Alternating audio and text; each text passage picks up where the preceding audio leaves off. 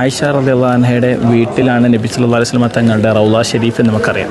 എന്നാൽ വീട്ടിൽ എങ്ങനെയാണ് റൗള, നബിയുടെ ഖബർ, അബൂബക്കർ റളിയല്ലാഹുവിൻ്റെ ഖബർ, ഉമർ റളിയല്ലാഹുവിൻ്റെ ഖബർ, ഇതൊക്കെ എങ്ങനെയാണ് വെച്ചത് എന്ന് നമുക്ക് പഠിക്കേണ്ടതിലേക്കാണ്, ആ ഒരു കാഴ്ചയിലേക്കാണ് നിങ്ങളെ ഞാൻ കൊണ്ടുപോകുന്നത്. വീടിൻ്റെ പുറം ഭാഗമാണ് നമ്മൾ കണ്ടത്, റൂമിൻ്റെ പുറം ഭാഗം. എന്നാൽ വീടിൻ്റെ ഉള്ളെങ്ങനെയായിരുന്നു? നബിൻ്റെ ഖബർ, അബൂബക്കർ റളിയല്ലാഹുവിൻ്റെ ഖബർ, ഉമർ റളിയല്ലാഹുവിൻ്റെ ഖബർ, ഇതൊക്കെ എങ്ങനെയാണ് എന്നാണ് ഈ ഒരു സ്ഥലത്ത് കാണുന്നത്. ഈ ഒരു സ്ഥലം നോക്കാം. ഇത് ആയിഷ റളിയല്ലാഹുവിൻ്റെ റൂം, ഇത് കോർട്ട്യാർഡ്, ഇതാണ് പള്ളിയിലേക്ക് നിസ്കരിക്കാൻ നബി വരുന്ന സ്ഥലം. എന്നാൽ റസൂലുള്ളാഹി സ്വല്ലല്ലാഹു അലൈഹി വസല്ലം തങ്ങൾക്ക് പനി വന്ന സമയത്ത് നബി എന്ത് ചെയ്തു? പുറത്ത് കിടന്നു. ആൾക്കാരൊക്കെ വന്നും കാണുന്നുണ്ട്, പുറത്ത് കിടന്നു. നബി എവിടെയാണോ മരിച്ചത് അവിടെയാണ്, വഫാത്തായത് അവിടെയാണ് ഖബറുണ്ടായത്. നബിയുടെ ഖബർ പുറത്തായതിനു ശേഷം ആയിഷ റളിയല്ലാഹു അൻഹ റൂം ഒഴിവാക്കിയിട്ട് പുറത്ത് കിടക്കാൻ തുടങ്ങി. ശേഷം അബൂബക്കർ റളിയല്ലാഹു അൻഹുവിന്റെ ഖബർ വന്നു. അബൂബക്കർ റളിയല്ലാഹുവിന്റെ ഖബർ ഇവിടെ വരുന്നുണ്ട്.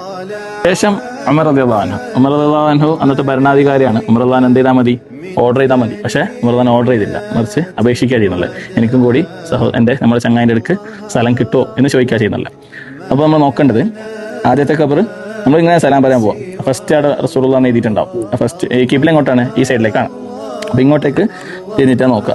അപ്പോൾ ഫസ്റ്റ് നബിൻ്റെ തലൻ്റെ നേരത്ത് നമ്മൾ സലാം പറയും. അപ്പുറം എന്ത് ചെയ്തിട്ടുണ്ടാവും? അബൂബക്കർ എഴുതിയിട്ടുണ്ടാവും. അത് അബൂബക്കർ റളിയല്ലാഹുവിന്റെ തലൻ്റെ നേരത്ത്.